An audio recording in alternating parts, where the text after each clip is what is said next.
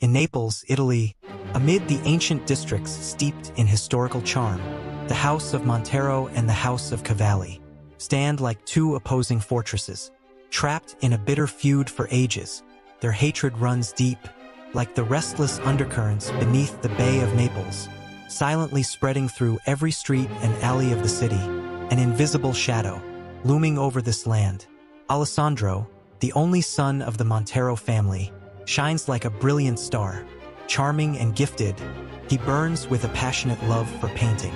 Often he wanders through every corner of the city, a determined seeker, chasing inspiration for his art. Isabella, the young lady of the Cavalli family, is as beautiful as the brightest moon in the Neapolitan night sky. Beneath her stunning beauty lies a heart as pure and kind as crystal. Devoted to charity, she is a frequent visitor to the orphanage, where, with warm smiles and endless care, she soothes the souls of every child. The wheel of fate quietly turns. By a twist of chance, Alessandro meets Isabella at an art exhibition in Naples.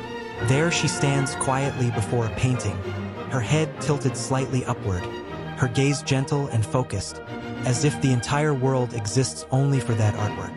Soft sunlight filters through the window, falling upon her like golden threads, framing her in a dreamlike halo. A fairy stepped out of the canvas. At once, Alessandro's eyes are fixed on her. His heart races wildly, as if a fawn dances inside his chest. Isabella, too, senses this extraordinary young man. In the moment their eyes meet, time stands still.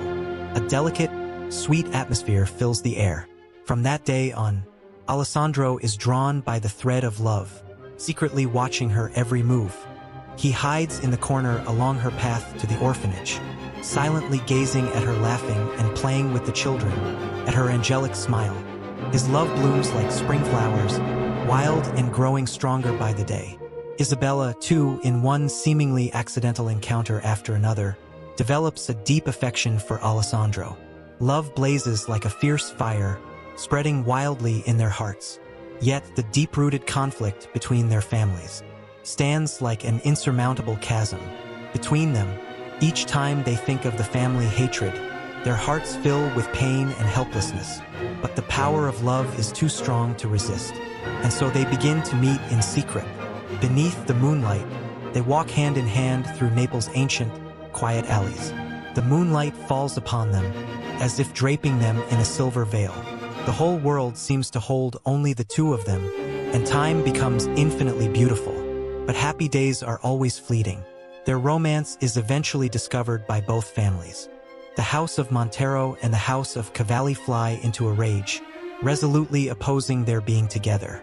Isabella is locked away at home, stripped of her freedom.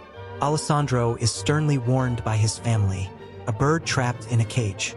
Yet they do not surrender to hardship. Their faith in love sustains them. One silent night, Alessandro risks everything to sneak beneath Isabella's window and whispers her name. His voice, like warm spring breeze, gently brushes against Isabella's heart. Upon hearing him, courage surges within her. Ignoring her family's obstruction, she climbs out of the window. They decide to flee together, to leave the city filled with hatred, to go to a distant, unknown place and start a new life. But fate loves to toy with mortals. On the very day they plan to leave, members of the Cavalli family uncover their scheme. A violent clash erupts at once. Tension and bloodlust fill the air. To protect Isabella, Alessandro steps forward without hesitation, only to be gravely wounded.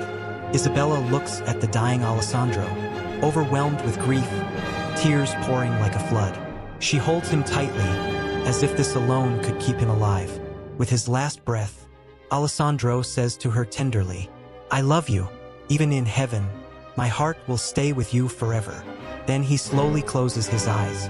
Isabella stares at him, her heart drowning in despair and pain. She takes the dagger from Alessandro's body and stabs it into her own chest without hesitation. The two lovers fall together at last. Their blood stains the soil of Naples. At this sight, members of both families begin to reflect on their hatred. Whether this tragedy will make the two clans lay down their grudges, no one can foretell. But the unwavering love of Alessandro and Isabella will forever be remembered by the people of Naples, an eternal legend of the city.